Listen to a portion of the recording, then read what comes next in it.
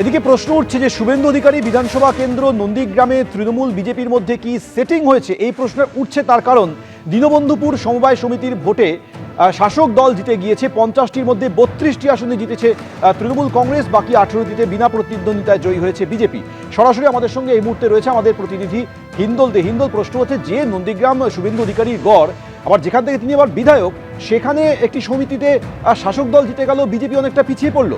কি বলছে শাসক দল, কি বলছে বিজেপি? একেবারে দেখো, শাসক দল এবং বিজেপির মধ্যে যে সমঝোতার বিষয়, সেটিং তত্ত্ব কিন্তু সিপিএমের তরফ থেকে সরাসরি করা হচ্ছে। কেননা তোমাকে বলে রাখি, গত রবিবার ঠিক এই নন্দীগ্রামেই কিন্তু একটি সমবায় সমিতির নির্বাচনকে কেন্দ্র করে ধুমধুমার কাণ্ড ঘটেছিল। বোমাবাজি, লাঠি দিয়ে আক্রমণ, একে অপরকে বিজেপি তৃণমূল সংঘর্ষে উত্তপ্ত হয়ে উঠেছিল। এবং ঠিক তারপরেই কিন্তু যেটা দেখা যাচ্ছে একেবারে উলাটপুরান, আজকে কিন্তু যেটা দেখা যাচ্ছে নন্দীগ্রামে দীনবন্ধুপুর যে সমবায় সমিতির নির্বাচন 5ই জানুয়ারি হওয়ার কথা, সেইখানে কিন্তু সেই নির্বাচনের আগেই বিজেপি এবং তৃণমূল কিন্তু সমঝোতা করে নিয়েছে, তেমনটাই বিরোধীরা অভিযোগ করছে। কেননা এই যে দীনবন্ধুপুর সমবায় সমিতির মোট 50টি আসন, যার মধ্যে 32টি তৃণমূল কংগ্রেস পেয়ে গিয়েছে বিনা প্রতিদ্বন্দ্বিতায়, এবং অপরদিকে 18টি বিজেপি পেয়েছে বিনা প্রতিদ্বন্দ্বিতায়।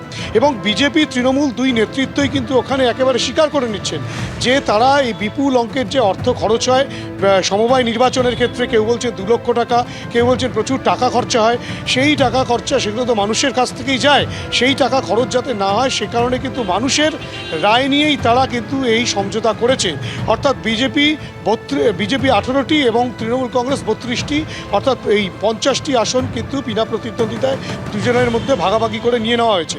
এবং এখানেই কিন্তু সিপিএমের তরফ থেকে সরাসরি অভিযোগ করা হচ্ছে যে এখানে সেটিং তত্ত্ব কিন্তু একেবারে স্পষ্ট। নন্দীগ্রামে বিজেপি এবং তৃণমূল সেটিং তত্ত্ব পরিষ্কার, তেমনটাই বিরোধীরা বলছেন। এই গোটা পরিস্থিতিতে একদিকে কেন্দ্রীয় বাহিনী দিয়ে যখন কাঁথির বেশ কয়েকটি সমবায় নির্বাচন হচ্ছে, সেখানে কিন্তু একেবারে সেই নন্দীগ্রাম, সেই পূর্ব মেদিনীপুরের সেই নন্দীগ্রামে কিন্তু একটি সমবায় নির্বাচন যেটা 5ই জানুয়ারি হওয়ার কথা, সেখানে কিন্তু বিনা প্রতিদ্বন্দ্বিতায় দুই দল তারা আসন ভাগাভাগি করে নিয়েছে, সে চিত্রই উঠে আসছে। এবং গত রবিবার যেখানে গণ্ডগোলের পরিস্থিতি তৈরি হয়েছিল, এখন কিন্তু পুরো উলাটপুরান একটা সমবায় নির্বাচনকে কেন্দ্র করে।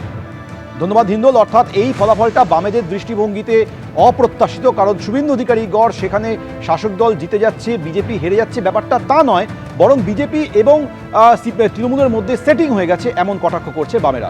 এদিকে পান্ডুয়ার সমবায় ভোটে বামেদের জোট খাতাই খুলতে পারল না তৃণমূল। ইটাচুনা মান্দারণ সমবায় কৃষি উন্নয়ন সমিতির ভোটে বাম সমর্থিত প্রার্থীদের জয়। 12টি আসনের মধ্যে 12টিতেই জয়ী হয়েছে বাম সমর্থিত প্রার্থীরা। একটি আসনও জিততে পারেননি তৃণমূল সমর্থিত প্রার্থীরা। সমবায় ভোটে প্রার্থী দিতেই পারেনি বিজেপি।